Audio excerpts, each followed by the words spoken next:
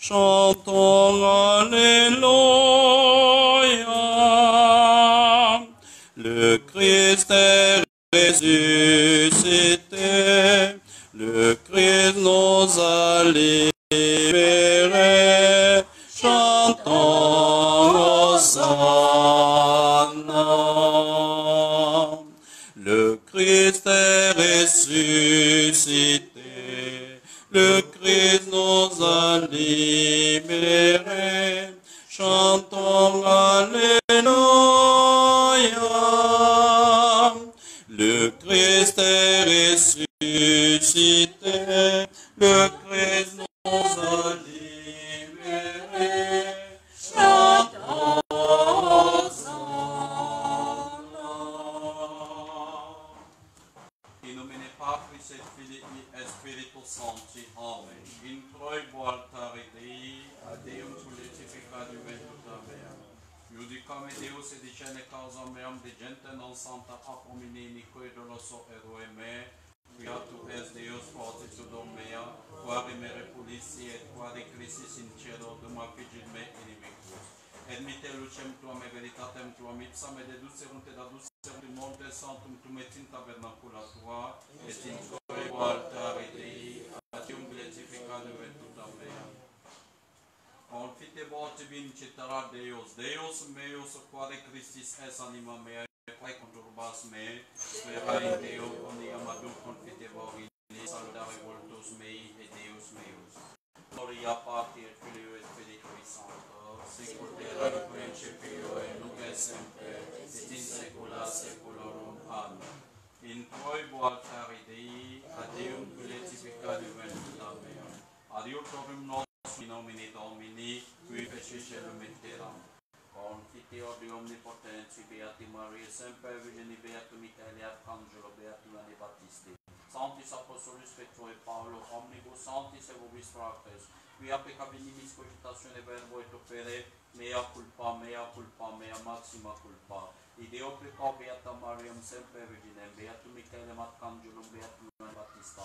Sanctus Apostolus Petrum et Paulum, omnes sanctos et vos fratres, orare pro mea Dominum Deum nostrum.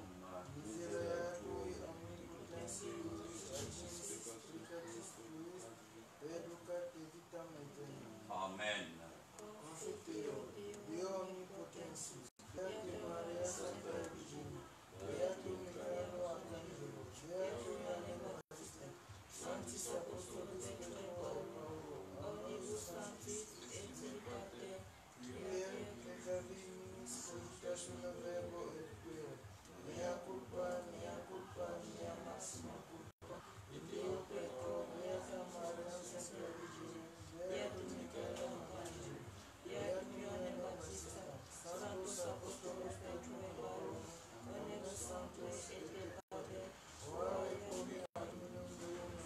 Miseria tu versi omnipotent Deus et dimissis peccatis vestris perduca vostra vitam aeternam.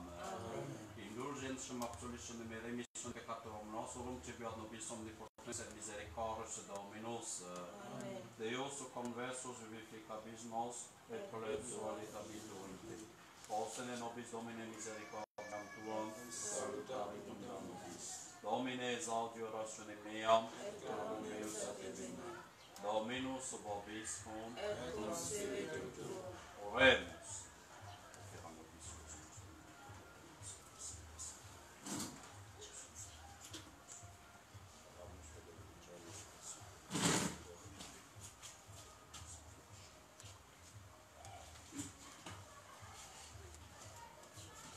Misericordia Domini plena estera, alleluia. Verbo Domini celi firmati sunt, alleluia, alleluia. Exultate ius in Domino rectos decet collaudatio. Gloria Patri et Filio et Spiritui Sancto, sicut erat in principio et nunc et semper, et in saecula saeculorum. Amen. Misericordia Domini plena estera, alleluia. Verbo Domini celi firmati sunt, alleluia, alleluia.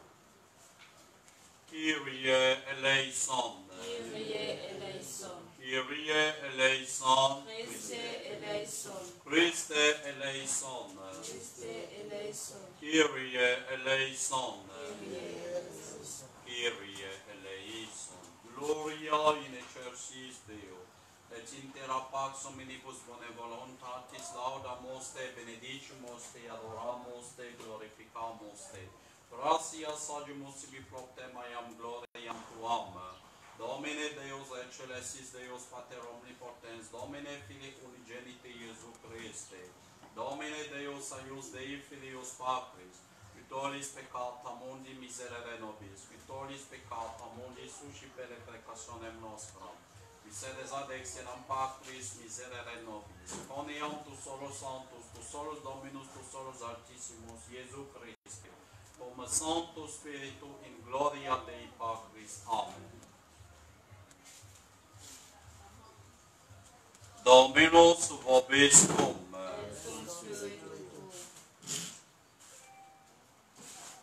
Oremus.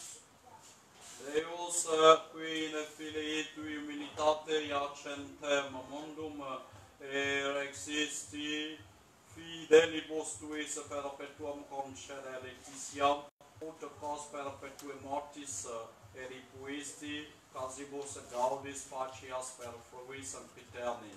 Rendum Dominum nostrum Iesum Christum Filium Tuum, Vitae cum vitae regnat in unitate Spiritus Sancti Deus, per omnia saecula saeculorum.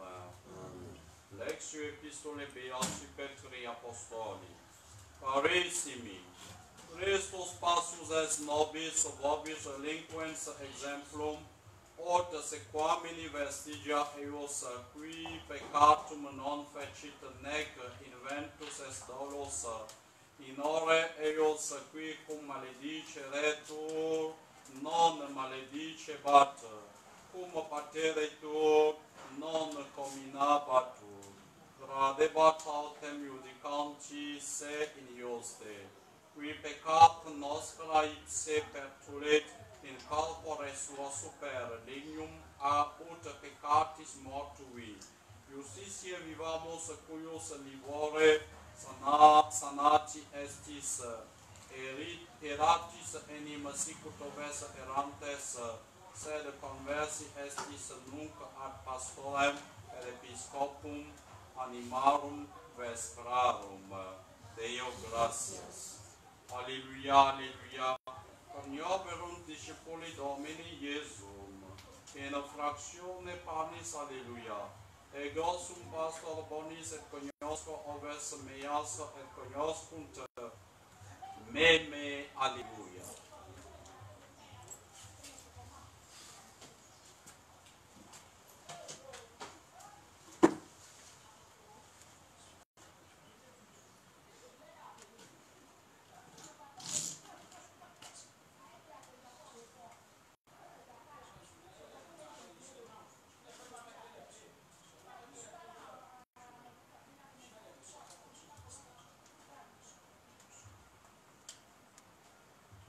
Dominus vobiscum. Sequentia Sancti Evangelii secundum Ioannem, gloria tibi Domini.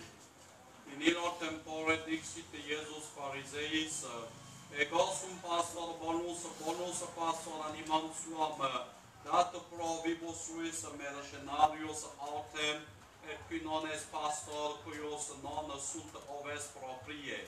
Videt lupum venientem et dimitit oves et fugit, et lupus rapit et dispergit oves mercenarius autem fugit, quia mercenarius es et non pertinet ad eum de ovibus. Ego sum pastor bonus et cognoscum meas, et cognoscum me. Sicut novis me pater et ego cognosco patrem, et anima meam pono pro ovibus meis, et alias oves habeo, que non sunt ex hoc vili, et illas oportet me adocere, per voce meam audient et fiet unum ovile, et unus pastor. Grazie Christe.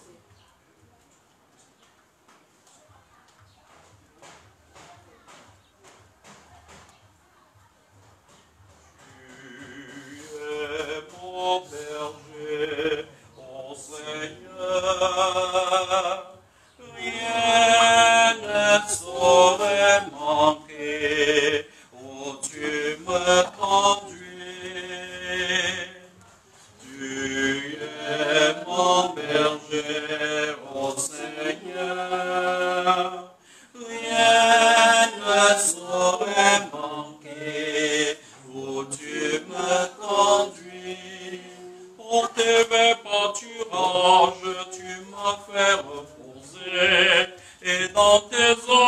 vide, tu m'as désaltéré. Tu es mon berger, ô Seigneur. Rien ne saurait manquer, où tu me conduis. Au nom du Père et du Fils et du Saint-Esprit. Amen. Je vous salue Marie, pleine de grâce, le Seigneur est avec vous. Vous êtes bénie entre toutes les femmes, et Jésus, le fruit de vos entrailles, est béni. Sainte Marie, Mère de Dieu, Priez pour nous pauvres pécheurs, maintenant et à l'heure de notre mort. Amen. Notre-Dame du bon succès, priez pour nous. Notre-Dame de lumière et de l'amour divin, Priez pour nous. Notre-Dame de Guadalupe, priez pour nos évêques. Au nom du Père et du Fils et du Saint-Esprit. Amen. Loué soit Jésus et Marie. À jamais. Asseyons-nous, bien-aimés en Jésus-Christ. Aujourd'hui, nous sommes le deuxième dimanche après Pâques. En ce deuxième dimanche, le dimanche passé était dimanche de Quasimodo, dimanche de la miséricorde divine. Ce dimanche d'aujourd'hui est le dimanche du bon pasteur ou du bon berger. Voici les textes que je viens de lire en latin, maintenant que je vais le traduire en français. La terre est remplie de la miséricorde de Dieu, alléluia. Par la parole du Seigneur, les cieux ont été faits, alléluia, alléluia. Juste réjouissez-vous dans le Seigneur, au cœur droit ciel la louange.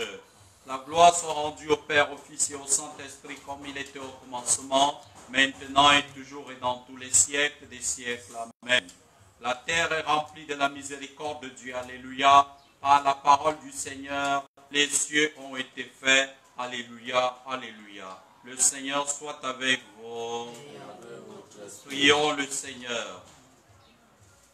Ô Dieu, qui par l'abaissement de votre Fils avait révélé le monde abattu, accordez à vos fidèles une joie perpétuelle, afin que ceux que vous avez arrachés au péril de la mort éternelle, vous les fassiez jouir de la félicité éternelle, par le même Jésus-Christ notre Seigneur, lui qui étant Dieu, vit et règne avec vous à l'unité du Saint-Esprit, Dieu dans les siècles des siècles. Amen. Suivons, frères bien-aimés, la lecture de l'épître de ce jour, qui est tirée du bienheureux apôtre Pierre, au première épître de Saint Pierre, chapitre 2, versets 21 à 25. Mais bien-aimés, le Christ a souffert pour nous, vous laissant en modèle, afin que vous suiviez ses grâces. Lui qui n'a point commis de péché, et dans la bouche duquel il ne s'est point trouvé de fausseté. Lui qui outrageait ne rendait point l'outrage, qui maltraité ne faisait point de menaces, mais se livrait à ceux qui le jugeaient injustement, qui a lui-même porté nos péchés en son corps sur le bois, afin que, morts au péché, nous vivions pour la justice.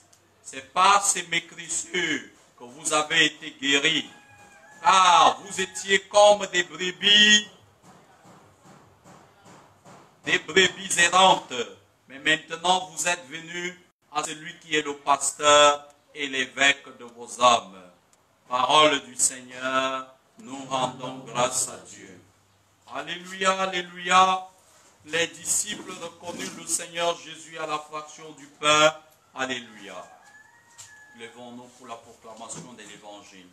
Le Seigneur soit avec vous. Et avec votre esprit. Suite du Saint Évangile de Jésus-Christ selon Saint Jean. Gloire à vous, Seigneur. Jean chapitre 10, versets 11 à 16. En ce temps-là, Jésus dit aux pharisiens, « Je suis le bon pasteur. Le bon pasteur donne sa vie pour ses brebis. Mais le mercenaire est celui qui n'est pas le pasteur, à qui les brebis n'appartiennent pas, voit venir le loup, laisse là les brebis et prend la fuite. Et le loup les ravit et les disperse. Le mercenaire s'enfuit parce qu'il est mercenaire et qu'il n'a nul souci des brebis. Je suis le bon pasteur, je connais mes brebis et mes brebis me connaissent. comme mon Père me connaît et que je connais mon Père. Et je donne ma vie pour mes brebis. J'ai encore d'autres brebis qui ne sont pas dans cette bergerie. Il faut aussi que je les ramène, elles entendront ma voix et il y aura une seule bergerie et un seul troupeau. Acclamons la parole de Dieu, louange à vous, Seigneur Jésus. Puissent les paroles de cet évangile effacer nos péchés. Au nom du Père et du Fils et du Saint-Esprit. Amen. Loué soit Jésus et Marie. Au nom du Père, du Fils et du Saint-Esprit, asseyons-nous. Frères bien-aimés en Jésus-Christ, après ces quelques jours passés avec vous dans cette mission, nous arrivons pratiquement à la fin de celle-ci. Et au moment où nous arrivons à la fin, le Seigneur a bien voulu que nous soyons là aujourd'hui en ce dimanche, deuxième après Pâques, pour que nous puissions célébrer ensemble ce grand mystère et partager ce repas spirituel qui est sa parole. Au jour d'aujourd'hui, le Seigneur nous montre son amour immense une fois de plus pour nous. Et il nous donne un détail important qui est un gage de cet amour-là. Il nous dit qu'il est le bon pasteur, le bon berger, et il nous dit que le bon pasteur, le bon berger, aime ses brebis. Frères bien-aimés en Jésus-Christ, l'amour est d'autant plus fort qu'il est plus pur et plus désintéressé. Je le rappelais il n'y a pas très longtemps lorsque je disais à ceux qui assistaient à la messe que souvent nous avons l'habitude de dire que nous aimons, mais l'amour qui habite au fond de nous est toujours un amour, pour la plupart des cas, un amour intéressé. De nos jours même, je ne sais plus s'il y a encore l'amour véritable, l'amour désintéressé, l'amour qui se donne librement. Parce qu'au jour d'aujourd'hui, tout le monde fait ses petits calculs. Et ces petits calculs-là font en sorte que lorsque vous voyez deux personnes qui disent qu'elles s'aiment, l'une a déjà fait des calculs sur l'autre. Un garçon aimera une femme à cause des atouts physiques, parce qu'elle est belle, parce qu'elle a des formes gracieuses, parce qu'elle lui plaît physiquement et parce qu'il aimerait commettre des impuretés avec elle. Et cet amour est limité. Il est limité parce que ce n'est pas un amour éternel. Si cette femme, si cette femme fait un accident, si elle devient laide, excusez-moi du terme vulgaire, si elle devient moche physiquement, si elle n'a plus toute son attirance physique, ses formes gracieuses, sa beauté naturelle, ce garçon, ce jeune homme se détournera de cette fille pour aller chercher une autre femme. Combien ont dû abandonner leurs épouses ou leurs compagnes parce qu'ils estimaient qu'il y avait quelque chose de matériel qui manquait chez celle-ci. Elles ne savaient pas bien les entretenir charnellement, par exemple. Ou alors, elles ne savaient pas cuisiner. Ou alors, elles ne savaient pas faire quelque chose qui répond aux besoins temporels de l'homme. Souvent, les motifs sont plus ou moins fallacieux. Et l'homme trouve aisément refuge dans les bras d'une autre femme dehors qui serait prêt à lui donner ce que sa propre bonne femme à la maison n'arrive pas à lui donner. En fait, l'infidèle trouve toujours une raison pour justifier son infidélité.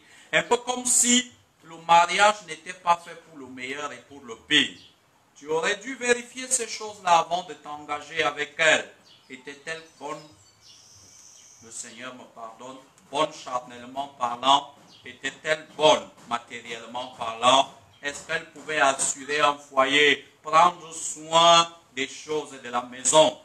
Bien-aimés en Jésus-Christ, vous verrez aussi du côté des femmes, lorsqu'une femme dit à un homme qu'elle aime, l'amour est quantitatif au jour d'aujourd'hui. L'amour est l'équivalent d'un porte-monnaie gonflé à bloc, c'est-à-dire qui contient beaucoup de billets de banque à l'intérieur. L'amour d'une femme est toujours synonyme d'une récompense matérielle ou financière. Quand une femme vous dit « je vous aime », « je t'aime », cette femme-là a déjà fait des gros calculs sur vous. L'amour d'une femme est comme un crédit que vous prenez en banque. Vous ne finissez jamais de rembourser ce crédit. Vous allez le rembourser jusqu'à la fin des temps. Et le jour que vous ne serez plus capable de rembourser le crédit que vous lui devez, elle vous maudira, elle vous jettera à la vindicte populaire, elle criera sur tous les toits comment vous êtes un incapable, un bon à rien, elle ne sait pas ce qu'elle fait ensemble avec vous. Il vaut mieux qu'elle cherche quelqu'un qui va bien prendre soin d'elle. Le mot prendre bien soin d'elle, comme si elle était juste une fleur qu'on devait arroser, un objet de décoration.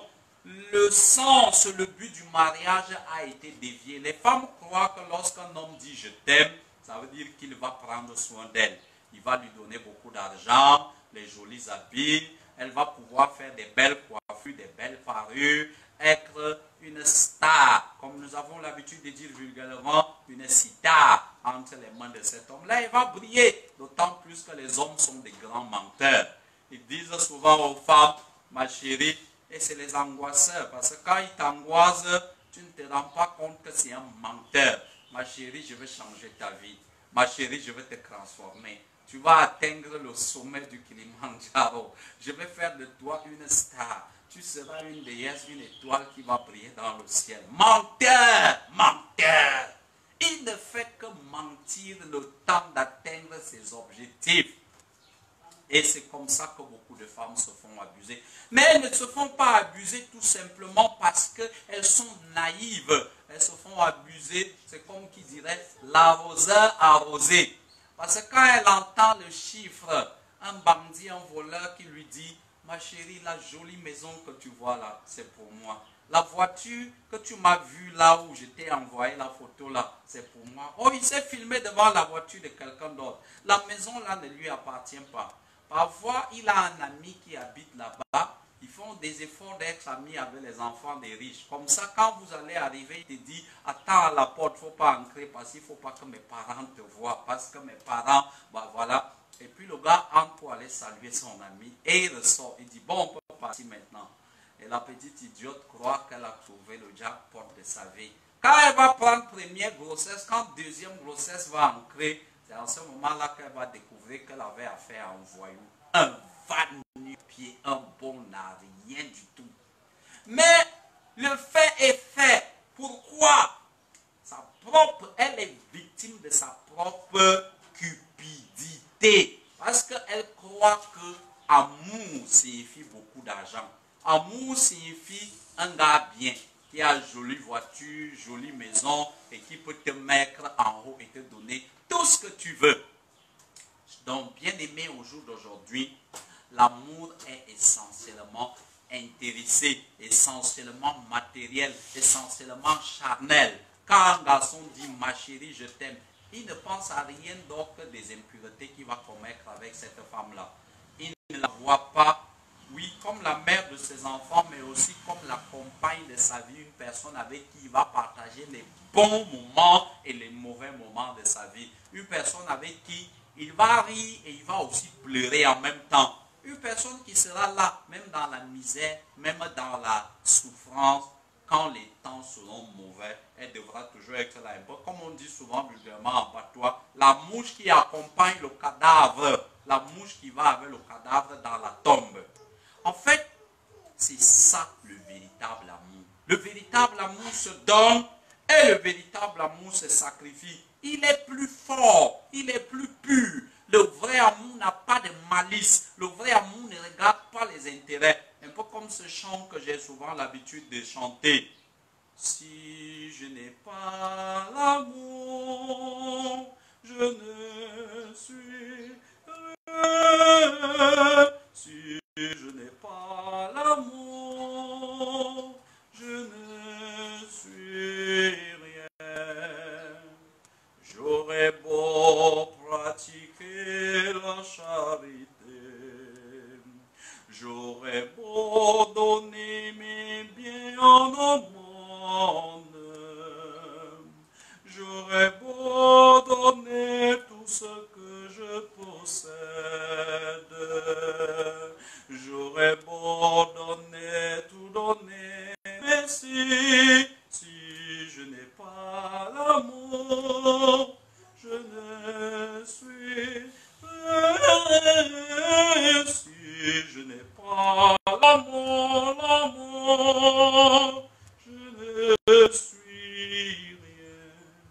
Si tu n'as pas l'amour, mais est-ce que ça veut dire, dans le chant que j'ai chanté là, si je n'ai pas l'amour, je ne suis rien. Mais comment est-ce que je n'ai pas l'amour, mais je donne? Je vais donner mes biens, je vais donner mes maisons, je vais donner mon argent, je vais donner ma richesse, je vais donner tout, tout et alors tout ce que je possède. Mais le chant dit, si je n'ai pas l'amour, je ne suis rien. Mais comment j'ai donné tout cela et je n'ai pas l'amour toujours? Parce que l'amour est quelque chose d'autre.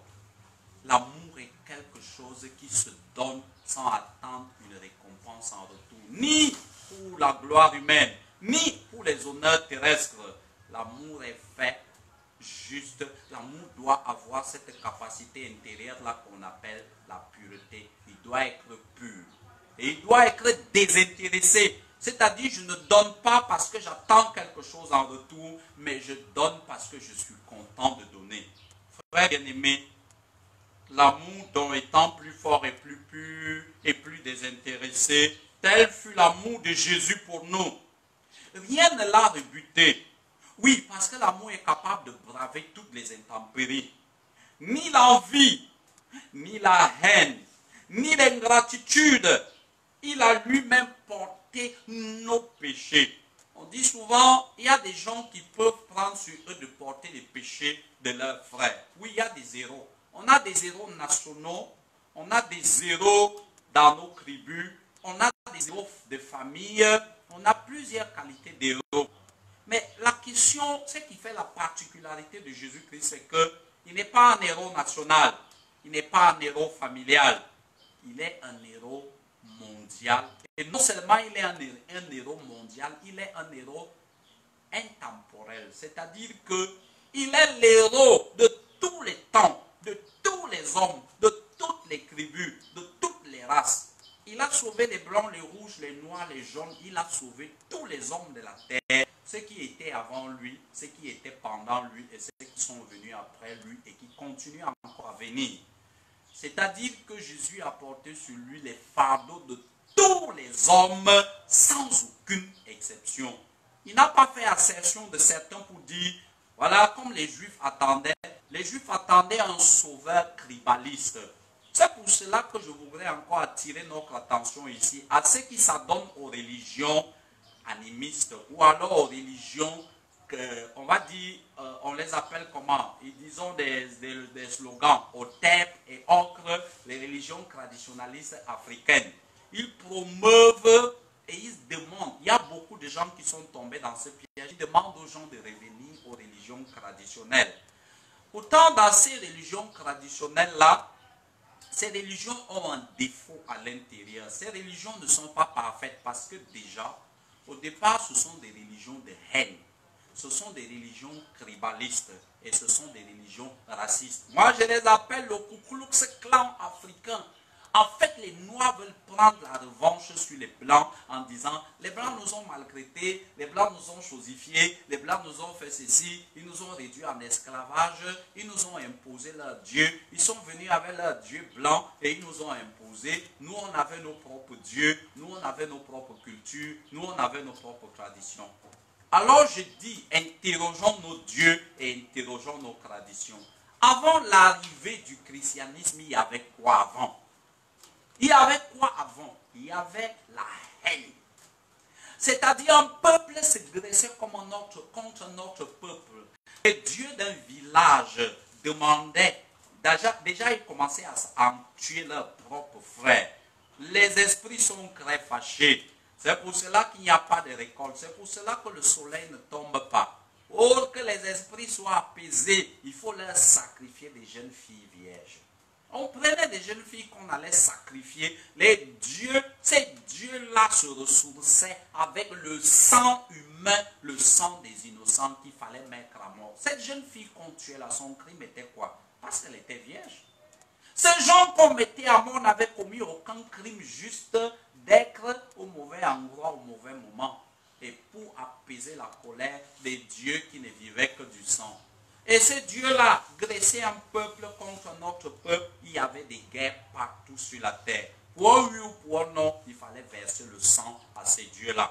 On pourrait citer, je ne vais pas m'attarder à citer nous connaissons bien nos histoires. Et cela est resté dans notre culture. Nous sommes des peuples guerriers, c'est-à-dire des peuples conquérants, des peuples qui versent le sang pour dominer sur les autres. Et nous sommes un ensemble de peuples tribalistes. Le village d'abord, la famille d'abord, les autres après.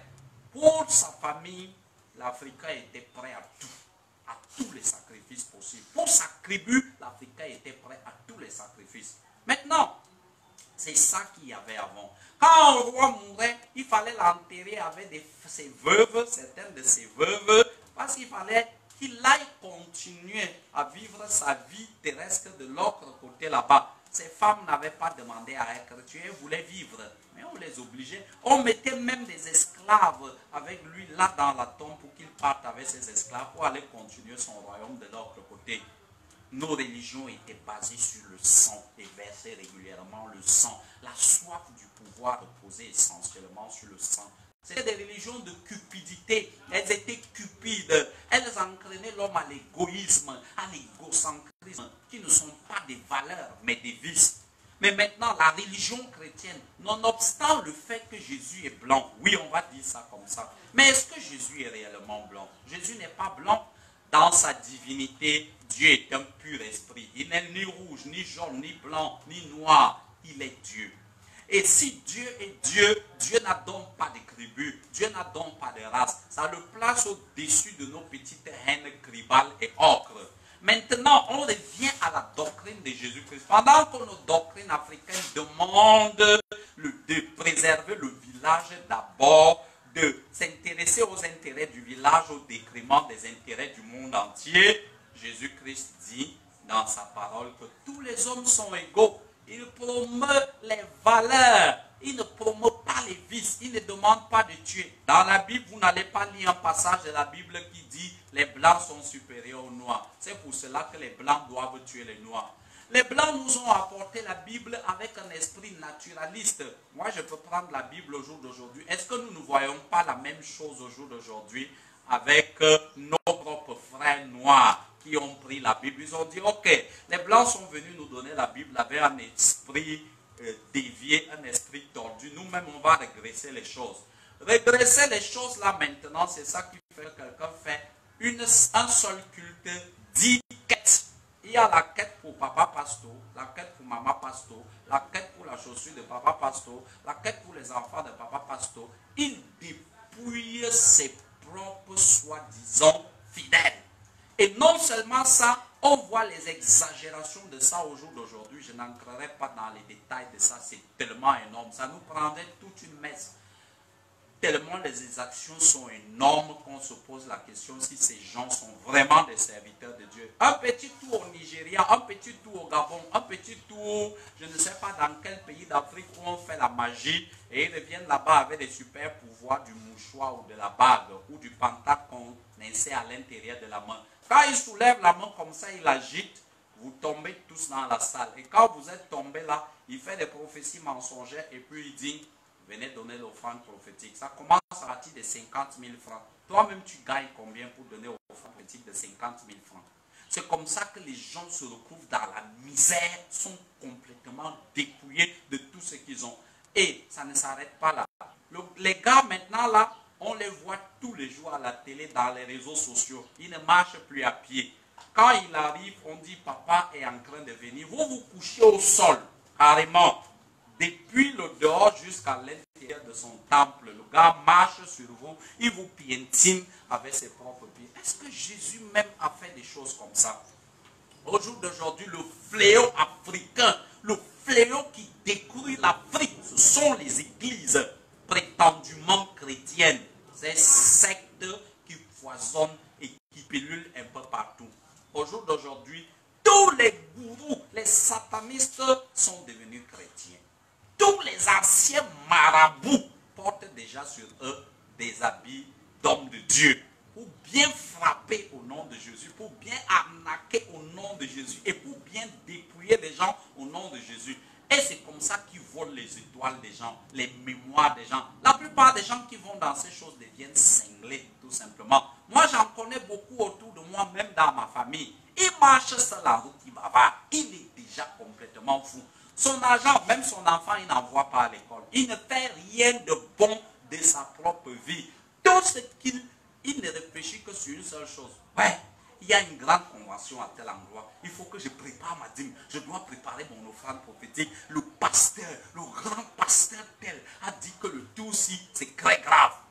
Toute sa vie, il touche son salaire. S'il a 500 000 francs de salaire, 450 000 francs sont déposés chez Papa Pasteur.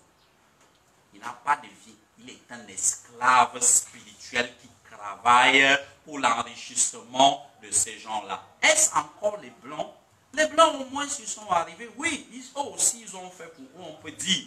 Mais est-ce que nous, les Noirs, nous sommes mieux que eux? Non. Ce n'est donc pas une affaire de race. Les religions s'évaluent sur leur fondateur.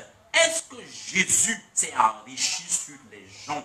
Est-ce que Jésus a dominé sur les gens? Est-ce que Jésus marchait sur les gens? Est-ce que Jésus a prêché les contre-valeurs, c'est-à-dire les vices? Jésus n'a pas prêché les vices, Jésus a prêché les vertus. Quelles sont les vertus que Jésus-Christ a prêchées? Quand on dit dans la Bible, tu ne voleras pas, il n'a pas dit les blancs voleront et les noirs ne voleront pas. Parce que toi, est-ce que si on te vole, tu seras content? Le vol n'est pas une bonne chose. Et Jésus a mis cette valeur-là en exergue.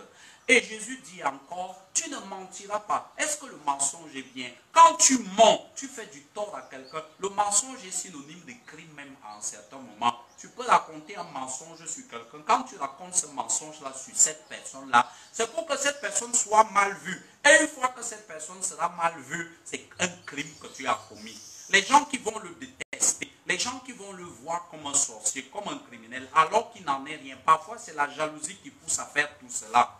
Mais tu l'as tué. Tu l'as tué parce que s'il avait l'habitude d'aller quelque part, il ne peut plus aller à cet endroit à cause de toi. Et pourtant, ce que tu racontes, c'est un mensonge.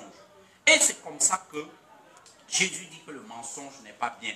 Jésus attaque encore, bref, dans les 10 commandements de Dieu. C'est ça que Jésus est venu nous apporter. Mais Jésus dit encore quelque chose d'autre.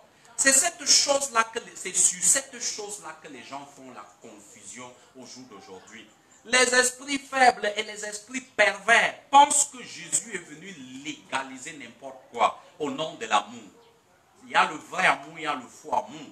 Le véritable amour, je l'ai rappelé ici pendant les jours que nous avons célébrés ici ensemble.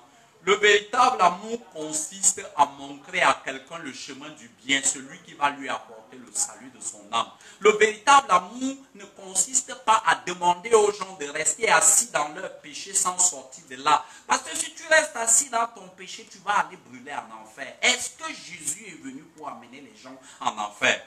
C'est pour cela que dernièrement j'ai mis une publication en ligne. Un soi-disant prêtre, entre guillemets, qui demande aux gens qui va prier ensemble avec les païens. Et ils prient ensemble avec les païens sans leur demander de se convertir. Ils prient à la façon des païens, exactement comme les adeptes de Vatican II sont en train de le faire tout le temps. Quand ils prient à la façon des païens, quel est le message qu'il leur fait passer? Est-ce que c'est ça l'amour? Ce n'est pas ça l'amour. L'amour, c'est de tenir la vraie religion et de montrer le vrai chemin aux gens. Quand tu aimes quelqu'un, tu dois lui dire la vérité. Quel chemin est-ce qu'il doit prendre? Si tu dis que tu m'aimes et que moi je suis un aveugle, je suis en train d'aller dans la route de ma perdition et tu ne m'aides pas à sortir de ma route de ma perdition parce que je suis ignorant, je ne sais pas ce que je fais. Parfois tu peux me parler, je refuse de t'écouter, mais l'exemple de ta vie plus tard va me motiver à sortir de là parce que je vais poser des questions. Pourquoi tu as la paix du cœur et moi je n'ai pas la paix du cœur? Malgré le fait que je te dépasse, je suis plus intelligent que toi, je suis plus brave que toi, je travaille durement plus que toi. Mais toi, tu donnes l'impression d'avoir la paix du cœur, de rayonner. Qu'est-ce qui te motive pour être comme tu es là? Et puis tu lui diras toujours, c'est à cause de mon Dieu que je suis là. Je t'ai dit depuis de sortir de ce chemin dans lequel tu es. Il ne va t'apporter que remords. Il ne va t'apporter que malheur. Il ne va t'apporter qu'ennui. Il ne va t'apporter que souci. Sors de là, mon frère, et viens dans la vérité.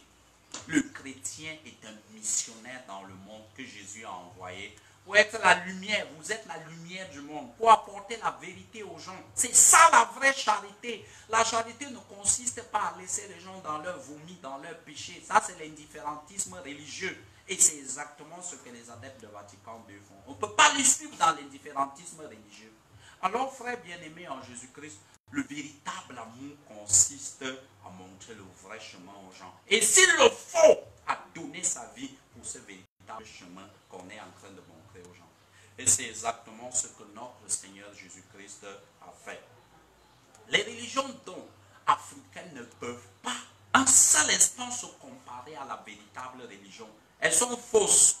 Elles encouragent la haine. Jésus demande d'aimer même ses ennemis. Il y a quelque chose qu'il faut comprendre. Le musulman n'est pas ton ennemi. Le bouddhiste n'est pas ton ennemi. Le témoin de Jéhovah n'est pas ton ennemi. Le pratiquant de magie noire, de la rose-croix, de la franc-maçonnerie, ce ne sont pas tes ennemis. Non, le chrétien n'a pas d'ennemis. Ce sont les ennemis de Dieu peut-être parce qu'ils s'adonnent à quelque chose qui est mauvais. En fait, mais Dieu ne les regarde pas avec haine. Dieu les regarde avec amour. L'amour, c'est quoi? Comme je l'ai déjà dit, l'amour consiste à donner ce qu'il y a de bien. Ce qu'il y a de bien, c'est quoi? Dieu les regarde d'amour, c'est-à-dire Dieu continue toujours à les garder dans son plan de salut. C'est-à-dire que mon fils, ma fille, sort de là. Tu sais que je t'aime et je t'aime beaucoup et je t'aimerai toujours. Le jour que tu vas renoncer à ce chemin de perdition et que tu as décidé de revenir dans la maison de ton père, je vais t'accueillir comme la brebis perdue et je vais te remettre dans ma maison comme tu étais avant. C'est ça l'amour en fait. L'amour, c'est que laisse la porte ouverte à l'égaré pour que si l'égaré vient à retrouver son chemin, qu'il entre dans la maison, allume les lumières, permets-lui de trouver le chemin pour qu'il revienne à la vérité. Prêche continuellement la vérité. Ne t'arrête pas de prêcher la vérité. Même si les gens sont hostiles à la vérité, prêche-la continuellement. Donc l'amour de Dieu est tel que malgré que l'homme est pécheur, Dieu continue toujours à le voir comme son enfant bien-aimé. C'est pour cela que j'ai toujours l'habitude de dire que Dieu aime les homosexuels, Dieu aime les criminels, Dieu aime les assassins, Dieu aime les sorciers, Dieu aime les prostituées, Dieu aime les mauvaises personnes qui existent dans le monde. Pourquoi? Ces gens sont des êtres humains et l'être humain est la créature de Dieu. Mais maintenant, c'est quoi tout ce que j'ai cité là? La sorcellerie, le vol et tout le reste que j'ai cité, ce sont des vices, ce sont des péchés.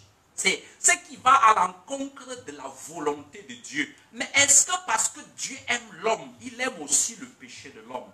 Non, Dieu n'aime pas le péché de l'homme. Il aimera le homosexuel, mais il détestera son homosexualité. Il aimera le sorcier, mais il détestera sa sorcellerie. Il aimera le voleur, mais il détestera son vol. Parce que tous ces gens-là sont des êtres humains. Si le voleur abandonne le vol, il devient un enfant de Dieu. Et il peut rentrer dans l'amour de Dieu. Si le criminel abandonne son crime, il devient un enfant de Dieu. Il peut rentrer dans l'amour de Dieu. Mais le vol là, la sorcellerie là, et tous les autres péchés réunis, c'est ça qui sépare l'homme de Dieu. Parce qu'en fait, ça crée un pont entre l'homme et Dieu. Et tant que l'homme est encore dans le côté du mal, Dieu le regarde et il ne peut rien faire. Il ne peut que trouver des moyens pour l'aider à sortir de là. C'est-à-dire des dispositions de la grâce qu'il produit pour aider cet homme pécheur à se convertir et à revenir à la raison. Quelles sont les dispositions donc de la grâce? Les dispositions de la grâce sont les prières que les saints sont obligés de faire chaque jour. C'est pour cela qu'on nous dit, priez pour les pécheurs pour qu'ils se convertissent. La Vierge Marie nous a dit à Fatima, beaucoup d'âmes vont en enfer parce qu'il n'y a personne qui prie pour ces âmes-là. Priez pour les pécheurs, priez pour leur conversion continuellement et continuellement. Offrez des neuvaines, inscrivez des messes pour les pécheurs. Faites des pénitences pour les pécheurs pour que le monde se convertisse. Si vous connaissez un hérétique, un pécheur autour de vous, quelqu'un même qui blasphème Dieu, priez pour lui. Inscrivez des messes pour lui jusqu'à ce qu'un jour Dieu va créer des dispositions qui lui permettront de se convertir. C'est pour cela que je dis souvent, dans la plupart de mes sermons, ne priez jamais pour que le pécheur meure. Parce que s'il meurt en tant que pécheur, Satan a gagné et Dieu a perdu. Or, si vous êtes un serviteur de Dieu, vous ne pouvez pas prier pour que le pécheur meure parce que Satan va faire à Dieu Black Hachi Kangongoli, j'ai gagné. Tu disais que tu allais le sauver, n'est-ce pas? Je t'avais dit que ton Dieu là ne peut pas t'aider. Te voici avec moi en enfer. Il fallait accepter ta destinée depuis. Donc le chrétien doit prier pour la conversion, pas pour la mort des pécheurs. C'est pour cela que souvent je suis très surpris comment certaines personnes ont un concept assez bizarre dans leur tête. Ils croient qu'il y a des prières qu'on fait pour que les sorciers meurent. Qu'il y a des prières qu'on fait pour que les assassins meurent. Avant qu'on arrive au niveau de mort là, avant ça, et c'est pour ça aussi que beaucoup de gens commencent à un moment à sortir de la véritable église de Jésus-Christ, qui est l'église catholique, apostolique et romaine, pas la fausse église de Vatican II, mais l'église traditionnelle, la vraie. Ils sortent de cette église-là pour aller ancrer dans des sectes, où dans ces sectes-là, à longueur de journée, on dit fire, Holy Ghost fire, to all my enemies, I send the fire, you go die, you are going to die very soon. I take the power over you to kill you all. Let the angel of God come with the chastisement of God to kill you all. Et ils sont contents dans ces sectes lucifériennes-là. Parce qu'en réalité, c'est que Dieu ne tue personne. Si tu pries pour que Dieu tue les gens, tu appelles Satan.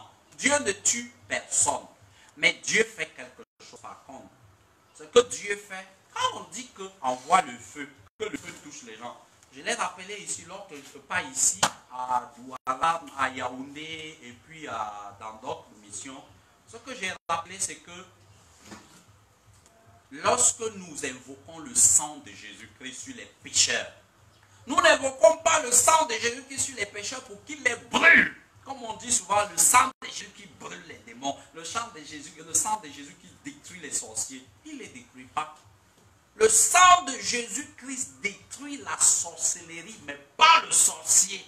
Le sang de Jésus-Christ brûle le péché, pas le pécheur. Parce que le sang de Jésus-Christ est un sang de purification et de salut. Pourquoi est-ce que les démons ne peuvent pas? Ça veut dire que quand le sang de Jésus-Christ est versé sur quelqu'un, cette personne-là doit se convertir en fait. Mais maintenant, qu'est-ce qui se passe? Mais est-ce qu'un démon sur qui le sang de Jésus-Christ est versé va se convertir? Jamais il ne se convertira pas parce qu'il est déjà un démon. Mais qu'est-ce qui va arriver à ce démon-là sur qui le sang de Jésus-Christ va être versé? Il va fuir. Il va prendre la fuite. Mais il fuit pourquoi? Parce que on dit le sang de Jésus-Christ brûle. Oui, c'est vrai. Le sang de Jésus-Christ est en train de brûler. Mais pourquoi le sang de Jésus-Christ le brûle? Parce que le sang de Jésus-Christ contient ce qu'il ne veut pas. Le problème du démon est qu'il ne veut pas se convertir. Et il ne va jamais, je dis bien jamais se convertir. Il ne faut jamais faire des prières pour convertir Satan. Satan ne sera jamais converti. Il est déjà un démon. Il est en enfer. Et il va rester en enfer à la fin des temps. C'est là que Saint Michel Archange va le mettre. Donc on ne peut plus prier pour eux. C'est terminé. Mais on peut encore prier pour des hommes parce que la terre nous a été donnée comme un moyen de salut. On est là pour se sauver. Les démons, eux, ils ne peuvent plus être sauvés. Ils sont déjà condamnés définitivement. Alors maintenant, quand le sang de Jésus est versé sur eux, cela crée chez eux une sorte d'irritation. Quelque chose qu'ils détestent plus que tout. Ils détestent le salut et ils ne veulent pas entendre parler de salut. Eux, ils sont déjà maudits et ils ne seront jamais pardonnés. Alors par conséquent, à quoi leur sert le sang de Jésus-Christ? Sinon, à les brûler tout simplement. Mais maintenant, le sang de Jésus-Christ versé sur les païens, le sang de Jésus-Christ versé sur le pécheur, le sang de Jésus-Christ versé sur les voleurs et sur tous les criminels, sur tous ceux qui commettent le péché. Ce sang de Jésus-Christ-là a une vertu, la vertu de la conversion, la vertu de la purification, la vertu de les laver de leurs souillures et de les ramener devant le trône de Dieu. Mais il y a quelque chose qui se passe. Ils ont encore le droit de choisir, comme ils ont le droit de choisir ou de se laisser purifier par le sang de Jésus-Christ ou de ne pas se laisser purifier par le sang de Jésus-Christ. En ce moment-là, donc, le sang de Jésus devient quelque chose qui brûle comme les démons. Le sang de Jésus-Christ brûle les démons parce qu'ils ne se convertiront jamais. Et le sang de Jésus-Christ brûle le pécheur quand il ne veut pas se convertir. Ça devient... C'est comme par exemple, on vous demande de faire quelque chose que vous ne voulez pas. Cela vous rend très amer au fond de vous. Le feu du Saint-Esprit brûle les démons. Le feu du Saint-Esprit brûle les pécheurs inconvertis et qui refusent de se convertir. Pourquoi? Ils n'ont aucune intention de changer, aucune intention de revenir vers le salut. C'est pour cela que je dis, il n'y a pas de prière pour tuer les sorciers. Ça n'existe pas. Parce que quand on prie, le feu du Saint-Esprit, le sang de Jésus-Christ ne va vers les pécheurs que pour les empêcher de continuer à faire du mal. C'est ce que j'appelle ici de temps en temps l'esprit de confusion. Priez pour envoyer l'esprit de confusion chez vos ennemis. L'esprit de confusion va les mépriser.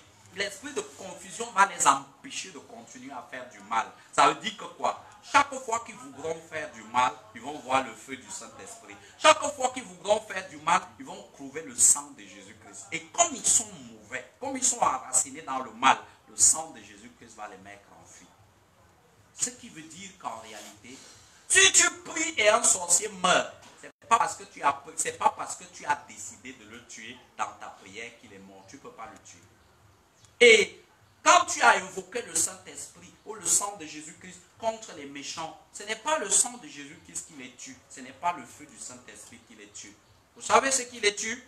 C'est la haine qu'ils ont dans le cœur. La méchanceté qu'ils ont dans le cœur. Parce que le feu de l'Esprit Saint, le sang de Jésus versé, c'est comme un avertissement pour eux. C'est-à-dire le Seigneur leur dit, voici ma main que je te tends, saisis ma main et tu vas être sauvé. Il dit, jamais, jamais, je ne peux pas saisir ta main. En train de se débattre, il tombe dans le vide et il meurt. Donc, quand le sorcier est persuadé qu'il va te nuire, il va venir se jeter lui-même maintenant dans le feu et le feu va le tuer. Parce que Dieu n'envoie pas le feu pour le tuer, mais Dieu envoie le feu pour qu'il arrête, pour qu'il se stabilise et qu'il cesse de faire le mal qu'il était en train de faire jusqu'en ce moment présent. Frères bien-aimés en Jésus-Christ, donc comme je disais, Jésus, rien ne l'a rebuté pour faire le bien. Rien ne l'a rebuté pour nous sauver. Ni l'envie qui habite en nous, ni la haine, ni même encore l'ingratitude des hommes. Il a lui-même porté nos péchés en son corps sur le bois, afin que, morts au péché, nous vivions pour la justice. La justice consiste, frères bien-aimés, à faire la volonté de Dieu, à accomplir la volonté de Dieu et à faire ce qui est juste, ce qui est bien. Ce qui est juste, c'est les vertus. Et ce qui n'est pas bien, comment est-ce que... J'ai posé cette question ici dernièrement. Je l'ai posée concernant Vatican II. Je la repose encore au jour d'aujourd'hui. La foi ne demande pas d'avoir un doctorat. La foi ne demande pas de faire de grandes études. La foi, on peut l'avoir même si on a 5 ans déjà. La foi demande juste une seule chose, de connaître le bien, de savoir l'identifier, et de connaître le mal et de savoir l'identifier, maintenant de faire un choix. De faire un choix, c'est-à-dire un choix conscient, un choix réaliste, c'est-à-dire Dieu est bon et le bien apportera le bien. Satan est mal et le mal apportera le mal. Ce qui est bien, c'est que si tu suis Dieu, tu vas aller au paradis, au ciel. Ce qui est mauvais, si tu suis Satan, tu vas aller en enfer pour brûler dans le feu éternel. Ça là, tu n'as pas besoin des diplômes pour le comprendre. Tu n'as pas besoin des doctorats pour le comprendre. C'est les choses élémentaires. Maintenant, les diplômes, les doctorats vont servir à quoi? Quand tu es chrétien, le christianisme se résume tout simplement à ceci. Être chrétien, c'est admettre, c'est croire, c'est tenir fermement, sans jamais douter un seul instant de sa vie, que Jésus est le chemin, la vérité et la vie. Et que nul ne peut aller au Père sans passer par Jésus-Christ. Ça, c'est avoir la foi chrétienne. Dès que tu crois ça, Jésus est le chemin, la vérité et la vie. Nul ne peut aller au Père sans passer par Jésus-Christ. Tu es un chrétien. Si à un moment de ta vie, tu commences à douter que Jésus est le chemin, la vérité et la vie, tu n'es plus un chrétien. Soit tu es déjà un hérétique qui tend à devenir un apostat. Un hérétique nie certaines vérités de la foi. Un hérétique, par exemple, va nier que Jésus est le chemin. Dans les 3 choses que Jésus est, il dit, Jésus est la vérité. Oui, Jésus est une vérité. Jésus est un chemin. Jésus est une vie. Ça, c'est un hérétique. C'est un hérétique. Ce n'est pas qu'il ne croit pas en Jésus-Christ, mais il croit en Jésus-Christ de façon biaisée, de façon dévaluée, diluée. Il ne croit pas en Jésus-Christ de façon ferme et puissante. Parce que de façon ferme et puissante, Dieu ne perd qu'en puissance, tout simplement. Une vérité n'est pas la vérité. Un chemin n'est pas le chemin. Et une vie n'est pas la vie. Ça veut dire qu'en dehors de Jésus-Christ, il y a d'autres possibilités de se sauver. Tu as affaire à un hérétique. Tu as déjà affaire à un hérétique quand il dit ça.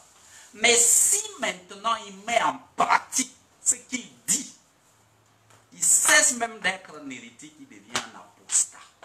Par exemple, un chrétien que Jésus a sauvé au prix de son sang, qui va sacrifier aux idoles, qui va mettre aller faire une révérence à Bouddha, aller faire une révérence à, je ne sais pas moi, dans une religion où Jésus n'est pas Dieu, peut-être chez les juifs, peut-être chez les musulmans, peut-être chez les religions animistes, en admettant fermement, on lui dit, est-ce que tu crois que Krishna est Dieu? Il dit, oui, j'accepte que Krishna est Dieu.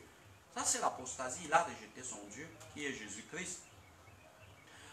Donc, c'est un peu ça le problème. Par exemple, avec ces partages que j'ai fait l'autre jour sur Facebook, et c'est ça que les modernistes ne comprennent pas. Ils ne comprennent pas qu'on ne peut pas être chrétien et être quelque chose d'autre. Et ils croient que Jésus est une vérité, que Jésus est un chemin et que Jésus est une vie. Et qu'en dehors de Jésus, il y a encore d'autres chemins, d'autres vérités et d'autres vies. Et que ces vérités-là, ces chemins-là se retrouvent dans l'islam, dans le bouddhisme. Alors ils font quoi maintenant? La prostitution spirituelle.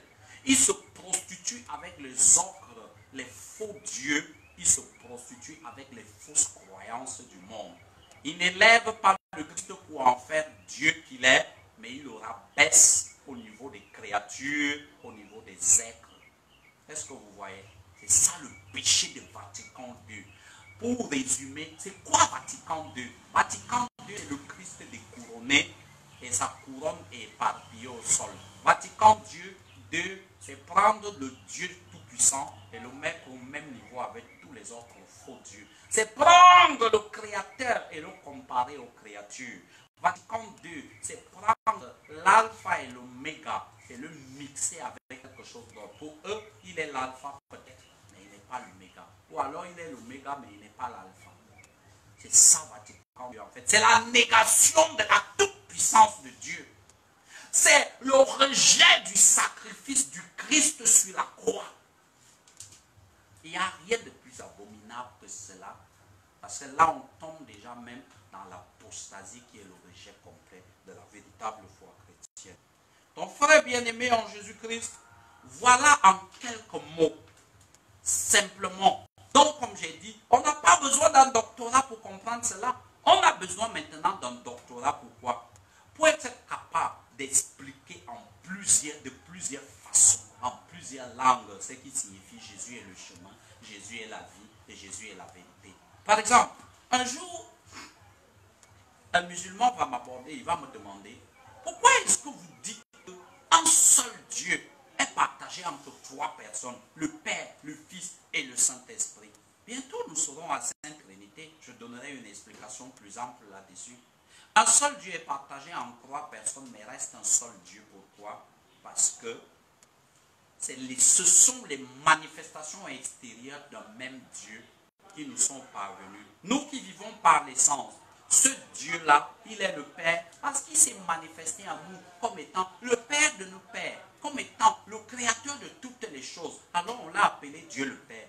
Mais la deuxième fois qu'il s'est encore manifesté aux hommes, il s'est manifesté aux hommes comme un être humain. Il est venu, il a pris la chair d'un être humain, il a vécu au milieu des gens, il a mangé, il a bu comme nous. Il n'a pas seulement commis le péché. Et cette seconde manifestation de ce même Dieu-là, nous l'avons appelé Dieu le Saint-Esprit, Dieu le Fils. Mais Dieu le Fils est devenu moindre que Dieu le Père. Pourquoi? Parce que Dieu le Père, c'est l'Esprit pur, sans tache. Mais Dieu le Fils est amoindri dans l'homme, mais il n'est pas amoindri dans Dieu. C'est un langage un peu compliqué à comprendre pour certains. C'est-à-dire que l'homme est inférieur à l'esprit. Parce que l'homme est charnel. Or, la chair est corruptible, la chair pourrie. La chair, Jésus n'a fait que diviniser la chair, mais la chair est quelque chose de périssable. Ainsi donc, l'esprit de Dieu dans la chair humaine, l'esprit reste Dieu. Dieu, mais la chair, elle reste humaine. Ce qui sous-entend que Dieu le Fils est moindre que Dieu le Père. Et maintenant, on a une troisième et dernière manifestation d'un même esprit. C'est-à-dire que cet esprit-là s'est manifesté en nous en tant que le feu, en tant que la sagesse, en tant que, je ne sais pas comment je vais dire ça, la clarté, la pureté, en tant que quelque chose qui brille en nous. Et c'est ça que nous avons appelé Dieu le Saint-Esprit. Donc Dieu est quoi? Il est créateur, il est le Père. Il est le Fils, l'incarnation. Il est incarné, il s'incarne, il est le Fils. Et il vivifie, il brille, il brûle. C'est le Saint-Esprit, mais c'est un même Dieu. Mais il y a déjà une distinction, dans les personnes, mais il y a une unité dans la nature. Nous n'avons qu'un seul Dieu, il n'y a pas de Dieu. Et ça, on peut l'expliquer avec un peu plus d'école. C'est à ce moment-là que le doctorat devient donc important. C'est à ce moment-là que les grandes études qu'on fait au séminaire, qu'on peut faire, l'intellect commence à jouer un sens. L'intellect nous permettra de pouvoir situer Dieu dans le monde dans lequel nous sommes, avec le raisonnement peut-être à un moment du monde. C'est-à-dire qu'en appréhendant les réalités qui sont autour de nous, mais sans aucunement amoindrir Dieu. Par exemple, quand quelqu'un va te poser la question, mais la science explique que, par exemple, voilà peut-être l'homme vient du singe, l'homme, l'évolutionnisme par exemple dit, l'homme était avant ceci, il était ceci. Avec la science, on peut contourner cela en expliquant d'une certaine... Avec l'intellect, on peut contourner cela en expliquant cela d'une façon très simple. Oui, l'homme vient de tout ça. Et l'homme est encore plus que tout ça. Il est au-dessus de ça. Mais est-ce que vous savez même où l'homme vient? Il vient du ciel. Oh, le ciel, c'est tout. Si on dit que l'homme vient du papillon, je dis oui, il vient du papillon. Si on dit même qu'il vient du singe, je dis oui, il vient du singe. Mais il n'est pas un singe. Et il n'est pas un papillon. Pourquoi? Nous venons de la terre. Et c'est de la terre que tout est né. Est-ce que ce n'est pas vrai? Donc nous avons peut-être une part de papillon en nous, nous avons peut-être une part de singe en nous, nous avons peut-être une part de tous les éléments de la nature en nous. C'est un peu comme, avec un peu d'intellect, on peut réduire la science à zéro et l'amener à devenir insignifiante. Parce que les théories scientifiques n'ont qu'un seul but au jour d'aujourd'hui, détruire la foi chrétienne. Or, avec un peu d'intellect, on peut ridiculiser toutes ces théories-là. Par exemple, comme j'ai parlé de l'évolutionnisme tout à l'heure, on réduit l'évolutionnisme en néant en disant oui, on peut être tout ça, mais nous sommes des hommes. Parce qu'en nous, il y a tout ça réuni. Parce que tout ça vient de la terre. C'est la terre qui fait germer toutes choses. Et nous-mêmes, la Bible dit que nous sommes venus de la terre. Donc peut-être la même terre qui nous a formés, la même terre qui a formé les singes, et la même terre qui a tout formé. On ne sait pas trop. Bon, mais maintenant, c'est comme, il y a un autre point là que je voulais soulever, je suis en train de le faire. Voilà, c'est comme par exemple avec les tribus au jour d'aujourd'hui. Avec les tribus, je demande, pourquoi est-ce qu'il y a même le tribalisme? Moi je ne comprends pas pourquoi est-ce qu'il y a le tribalisme. L'histoire là, les religions africaines là qui veulent induire les gens en erreur dans des débats inutiles et faux. La Bible nous dit que tous nous sommes parentés. Est-ce que vous comprenez? Tous nous sommes parentés. Tous nous sommes frères et sœurs, quelque part. Pourquoi? Tous nous sommes frères et sœurs, c'est une vérité de foi, une vérité biblique, parce que dans la Bible, Dieu n'a créé que deux personnes. Une seule. Il a créé Adam, et c'est de la côte d'Adam qu'il a formé la femme. Donc Adam et Ève ont eu à faire des enfants, et ce sont leurs enfants qui se sont multipliés et qui ont rempli la terre. C'est clair, n'est-ce? Et maintenant là, d'où viennent les divisions, d'où viennent les races et tout ça, ce sont des mystères de Dieu. Moi je pourrais dire, avant de parler de la malédiction de ceci ou de cela, je vais revenir simplement à un point crucial, c'est la tour de Babel. À la tour de Babel, on nous dit que tous les hommes étaient associés, tous les hommes vivaient ensemble, tous les hommes étaient regroupés, et puis les hommes se sont rebellés contre Dieu, et ils ont décidé de construire une grande tour, une haute tour, en espérant qu'avec cette tour-là, ils arriveraient à toucher Dieu au ciel. Et puis quelqu'un est monté au-dessus de cette tour avec une arbalète et une lance et il a tiré en direction de Dieu comme pour dire, Dieu, je te modifie, tu n'es rien, tu ne vaux rien. Et la colère de Dieu s'est abattue sur cet homme-là parce qu'on ne défie pas Dieu. La foudre est venue du ciel et a brisé cette tour, l'a détruite. On nous dit que les hommes parlaient une même langue. À partir de ce jour, Dieu s'est dit, divisons les hommes, ils se graissent contre nous, pour qu'ils ne se regressent plus jamais contre nous. Il dit à qui? À lui-même, dans ses personnes. Comme il a dit, créons l'homme à notre image. Il parle à qui? Toujours à lui-même, dans ses 3 personnes. Alors il dit, divisons les hommes, parce qu'ils se sont graissés contre nous. Alors à partir de ce moment, les hommes qui étaient là ne s'entendaient plus. Il y a les langues qui sont nées à partir de ce jour. Si les langues sont nées, peut-être les couleurs de peau aussi sont nées pour qu'il y ait des différences entre les hommes, que la haine commence, que le tribalisme commence et que le racisme commence. Pour moi, je situe une grande partie à la tour de Babel. La tour de Babel est l'esprit de confusion que Dieu envoie aux hommes. Pour qu'ils ne se regressent plus contre lui. À un moment, on va dire que les hommes se sont retrouvés confus entre eux. Le retour à l'expéditeur qu'ils voulaient envoyer vers Dieu, qui les a pris, les a divisés à jamais. C'est alors l'esclavage, je vais dire la malédiction de la tour de Babel qui nous arrive au jour d'aujourd'hui. Quand tu prends le thé, le couteau, la machette, quand tu te graisses pour parler mal de ton frère, parce que tu vas dire, lui il est de Daloa, moi je suis de Yamoussoukro, moi je suis d'Abidjan, moi je suis Bété, et ils sont Agni, et les autres sont ceci, moi je suis Yaoundé, lui il est Douala, l'autre est de l'Ouest, moi je suis Burkinabé, l'autre est Malien, moi je suis Gabonais, je suis Fambiti, et les autres sont, c'est-à-dire on commence à sortir des tribus, des tribus, des tribus. Mais je dis ou bien, est-ce que le sang qui est en toi là est différent du sang qui est dans le corps de l'autre? Est-ce que le cœur qui est en toi, quand on va ouvrir le ventre de l'autre, on va voir que ce n'est pas le même cœur qu'il a dans le ventre?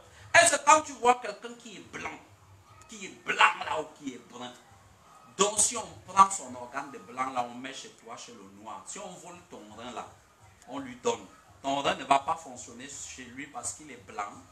Ou bien si tu as un problème de sang, on prend une transfusion sanguine. Les scientifiques vont nous dire, la seule chose peut-être qui va déranger dans tout ça, c'est qu'il faut que vous soyez du même groupe sanguin. Le sang ne connaît pas qui est rouge, qui est noir, qui est blanc, qui est jaune. Le sang, c'est le sang. Ainsi, les organes sont pareils. Les organes, c'est les organes. Alors vous voyez, ça résulte de la malédiction qui s'est abattue sur nous à cause de notre propre haine inspirée par le diable qui habitait au fond de nous. Donc frère bien-aimé en Jésus-Christ, voilà résumé ici toute l'économie du salut de la rédemption dans une version très simple. Comme je disais, on n'a pas besoin d'un doctorat pour comprendre que Jésus est le chemin, la vérité et la vie. On a besoin simplement d'un cœur ouvert pour comprendre ces vérités de foi-là. Désormais, l'amour éternel que le Père a pour son Fils s'étendant sur nous, il nous comble des mêmes dons. Devenus des enfants bien-aimés en qui il met toutes ses complaisances, nous recevons tout de Dieu par le Christ, le pasteur et l'évêque de nos âmes. Qu'est-ce que nous recevons de lui concrètement? Nous recevons le pardon, nous recevons la grâce et nous recevons les vertus. Ces qualités-là que le démon n'a pas et qu'il ne peut pas nous inspirer. Ces qualités-là qu'on ne peut pas trouver dans nos religions tribalistes, dans nos religions animistes, africanistes et autres. Parce que dans nos religions, le pardon n'existe pas. C'est tuer nos ennemis. Mais dans la religion chrétienne, il faut pardonner. Si nous étions des chrétiens, Jésus nous dit, oui, les Blancs nous ont exploités, c'est vrai. Ils nous ont fait du mal, c'est vrai. Ils nous ont fait des choses abominables, c'est vrai. Mais il faut pardonner. Il faut pardonner, c'est-à-dire il faut passer à autre chose. On ne va pas rester dans la haine. Les Blancs ont fait ci, les Blancs ont fait cela. Aujourd'hui même, ils continuent à faire. Mais il faut pardonner, il faut passer à autre chose. Pardonner ne veut pas dire continuer à accepter toutes les petites magouilles qu'ils font contre nous. Non, à un moment, on doit se révolter contre cela. Mais se révolter ne veut pas dire faire couler du sang. La révolte, à un moment, peut être légitime. Elle peut être normale. Comme on dira, l'esclave qui ne lutte pas pour sa libération mérite ce qui lui arrive. Ça veut dire qu'il y a d'autres moyens au jour d'aujourd'hui par lesquels on peut lutter. C'est-à-dire vivre dans le droit chemin, vivre dans la vérité, utiliser notre intellect pour nous développer sans faire du mal à autrui. Ça, c'est pas interdit. C'est pas interdit de veiller sur ta famille sans faire du mal à autrui. C'est pas interdit de chercher de l'argent sans faire du mal à autrui. C'est pas interdit de t'exclure sans faire du mal à autrui. Est-ce que vous voyez le même mot qui revient dans tout ça? Faites ce que vous avez à faire sans faire du mal à autrui. Donc, si on rentre dans l'animiste va exiger le sang, on va continuer à verser le sang et c'est du mal qu'on fait à autrui. Si on rentre dans l'animisme, on va réveiller le sentiment de haine. Les blancs ont fait ci, les blancs nous ont fait cela.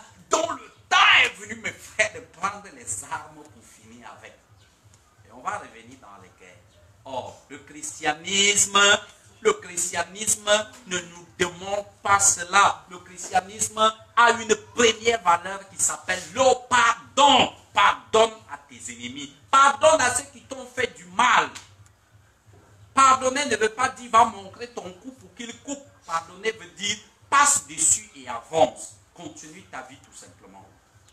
Donc frères bien-aimés en Jésus-Christ, les vertus que Jésus nous apporte et qu'il n'y a nulle part ailleurs, ces vertus sont le pardon, la grâce. La grâce c'est quoi? Sans la grâce de Dieu, tous les efforts humains sont vains. Je crois que c'est hier ici que je rappelais que les fausses religions sont combatives. Les fausses religions amassent des trésors. Les fausses religions sont parfois dans une quête de la vérité, mais à leur façon. Et elles n'y parviennent pas à la quête de la véritable vérité. Pourquoi? Parce qu'il leur manque la grâce de Dieu. Sans la grâce de Dieu, les efforts humains sont vains. Les efforts humains ne servent à rien du tout. Les efforts humains ne servent à rien du tout si la grâce de Dieu ne les accompagne. Cela étant, et les vertus, nous avons énuméré beaucoup de vertus, mais les vertus les plus importantes, les plus grandes de toutes sont la foi, l'espérance et la charité. Les païens n'ont pas de foi. Ils n'ont pas de foi, ils ne croient pas en la vie éternelle que Jésus-Christ apporte. Les païens n'ont pas d'espérance. Les païens ne croient pas qu'il est possible de garder espoir, malgré le fait, parce que nous chrétiens, malgré le fait qu'on s'est convertis, on continue à commettre des péchés, parfois malgré nous, et il y a des possibilités de se sanctifier continuellement, encore et encore et encore et encore, que la grâce est toujours possible, que le salut est toujours possible pour ceux qui vont mener le combat, la lutte interne avec le démon jusqu'à la fin. Et la charité des païens est vaine, la charité des païens est fausse, la charité des païens n'apporte rien du tout. À quoi sert-il à un homme de te donner à manger, de te donner à boire? Tu n'auras plus faim? Est-ce que tu ne vas plus manger? Est-ce que tes problèmes vont être résolus? Est-ce que c'est le plus grand besoin que tu as dans ta vie? Non, le plus grand besoin que tu as dans ta vie, c'est le salut éternel. Il faut voir un vieux de 40, un vieux de 70 80. Qu'est-ce qu'il veut? Il veut vivre. Il a déjà tout vécu, tout vu. Maintenant là, donne-lui même la nourriture ne l'intéresse pas. Donne-lui les habits, dit, ah, je fais quoi avec tout ça? Mais si tu pouvais lui donner un médicament qui va le rajeunir et le maintenir en vie pour toujours, il va te donner même tout ce qu'il possède. Mais ce n'est pas possible. C'est pour ça que vous voyez certains vieux là, ils ne veulent pas mourir. Vous voyez quelqu'un à 80, 90 ans, le gars a accroché sur quelque chose là, il ne veut pas lâcher prise. Un peu comme ceux qui sont dans le pouvoir. Il est là, aujourd'hui, le pépé, il faut partir. Non, si je pense, je ne sais pas ce qui va m'arriver. Parfois, c'est un qui chasse. Vous avez vu ce qui s'est passé au Congo, Kinshasa? Mobutu est partement. Donc, frères bien-aimés en Jésus-Christ, la vertu que Christ nous apporte, il y a encore beaucoup d'autres vertus que nous pouvons encore développer. Mais au-dessus de toutes ces vertus, la plus grande de toutes que le Christ nous apporte s'appelle la vie éternelle. Et c'est à la quête de cette vie éternelle que nous sommes chrétiens. Le bon pasteur, donc, mes bien-aimés, au moment où je tire à la fin de cette homélie, le bon pasteur aime ses brebis et il donne sa vie pour ces brebis-là. Ainsi, le Christ nous amène dans un chemin et il nous montre un exemple qui doit aussi devenir notre propre exemple. Si tu es chrétien, si tu es un enfant de Dieu, il faut que tu te rappelles que toi aussi tu es un bon pasteur. Est-ce que tu es un bon pasteur? Pose-toi la question, est-ce que je suis un bon pasteur? Il y a souvent, parfois je ne comprends pas, il y a souvent à l'église, les gens que tu vois qui sont venus entrer à l'église, ils disent, mon père, je veux servir le Seigneur, mon père, je veux être un homme de Dieu, mon père, je veux vraiment faire quelque chose dans la maison de Dieu. On dit, bon, est-ce qu'on peut commencer? Tu es prêt? Il dit, mon père, je suis plus que prêt. Il dit, d'accord, commençons. Frère tel, il faut laver le sol. Il dit, aïe, je lave le sol, un vieux comme moi, un gaillard comme moi, je suis venu ici pour laver le sol. Il dit, bah, service que tu as dit là, c'est quelle qualité de service que tu veux réellement? Si tu ne veux pas laver le sol, il faut que tu laves le sol pour que d'autres personnes marchent sur le sol que tu as lavé. Dis donc jamais, tu ne peux pas laver le sol pour que d'autres gens marchent dessus. Alors comment est-ce que tu peux être un sauveur? Tu n'es pas un bon pasteur. Un bon pasteur donne sa vie pour ses brebis. En fait, il se met au service des autres. Et c'est comme ça. Dieu nous a montré l'exemple. Si tu veux être en haut, commence à être en bas. Si tu veux être grand, commence à être petit. Si tu veux être servi, commence à servir. Et c'est ça justement le problème des êtres humains. Nous sommes habités par l'orgueil, le sentiment d'orgueil. Et ce sentiment nous fait voir nous-mêmes comme si nous étions déjà des dieux. Et parfois même, nous exigeons au Dieu suprême, à Jésus-Christ, de se mettre à genoux devant nous. Pour que lui fasse notre volonté. Nous voulons l'utiliser comme les faux dieux des fausses religions. L'hindouisme, le bouddhisme ont une même doctrine. Dans leurs 300 millions et plus de dieux, ils disent que tous les dieux sont au service de l'homme. Jésus est peut-être au service de l'homme, mais à un moment, il n'est plus au service de l'homme parce qu'en réalité, il faut lui donner la gloire qui lui revient. C'est-à-dire que c'est l'homme qui doit être au service de Dieu. Parce que lui, il a déjà été à notre service. C'est-à-dire qu'il a donné sa vie pour nous. Il a accompli la plus grande preuve d'amour. Il n'y a pas un autre Dieu qui a fait pareil. Donc à partir de ce moment-là, à partir de cet instant-là, c'est l'homme qui doit maintenant être au service de Dieu. Et si l'homme est au service de Dieu, si l'homme se met au service de Dieu, l'homme doit adorer Dieu, l'homme doit obéir à Dieu et l'homme doit faire ce que Dieu veut et ce que Dieu attend de lui. Donc frère bien-aimé en Jésus-Christ, le bon pasteur donne sa vie pour ses brebis. Es-tu un bon pasteur? Es-tu prêt à donner ta vie pour tes brebis? Es-tu prêt à te sacrifier? Dans la vie, on dit que si tu n'as pas un objectif, un but à atteindre dans ta vie, tu vis pour rien. La vie n'a pas de sens. Et vous voyez, certaines personnes se disent, ok, comme le prêtre a dit qu'il faut avoir un but à atteindre dans sa vie, voilà comment ça va se passer. Il faut que je devienne quelqu'un de bien, d'important, de grand. Les gens doivent me respecter. Ils doivent me donner les honneurs. Je dois devenir un ministre. Je dois être président de la République. On doit même laver jusqu'à mes sous-vêtements. Quand je passe en route comme ça, là, tout le monde doit baisser la tête devant moi. Mon frère, si c'est ça le but de ta vie, autant mieux tu ne vis pas. Parce que là, c'est le chemin tout direct pour l'enfer que tu es en train de créer. Le vrai but de ta vie, c'est quoi? Tu vas laisser une histoire qui fera en sorte que quand tu ne seras plus là, les gens vont rester pensés à toi à travers cette histoire. Conclusion, tu as l'obligation de donner une bonne empreinte à ton nom. Si tu peux bâtir une maison, construire une maison. Après toi, les gens resteront habités dans cette maison. Ça sera une preuve des biens que tu auras fait. Si tu construis une société, ouvre une société, tu emploies les gens, tu leur donnes le travail. Si tu as les gros moyens et que même dans ton village, tu peux faire dans ton village, par exemple, tu crées quelque chose qui sera utile à tout ton village. Tu viens mettre l'électricité, tu apportes les forages d'eau. C'est pour cela qu'on dit, un bon roi doit être au service de son peuple. Mais nous, on a les vautours et les méchants, les agents de Satan qui sont là. Après, on dit, il faut aller voter. On va voter quoi? Il faut aller voter parce que ces gens qui sont là, ils sont là pour se remplir les poches. Tu as 50 milliards, 100 milliards, 500 milliards. Tu construis des maisons dans lesquelles tu ne vas jamais habiter. Le peuple peuple vit dans la misère, dans la pauvreté, tu l'as réduit complètement en esclavage. C'est-à-dire, c'est des va-nu-pieds que tu as fait, des souris, des goûts que tu appelles tes citoyens. Est-ce que c'est normal? Est-ce que c'est normal qu'un seul homme consacre beaucoup de biens pendant que son peuple se meurt? Il est un roi de quoi donc? Un roi pour sa propre gloire, ou alors il est là pour laisser une histoire positive. Parce que la vie nous a été donnée pour laisser une histoire positive. Si tu es une mère dans ta famille, tu es un bon pasteur. Si tu es le grand frère dans ta famille, tu es un bon pasteur. Si tu es le chef d'une société, sois un bon pasteur. Une mère de famille qui n'éduque pas bien ses enfants.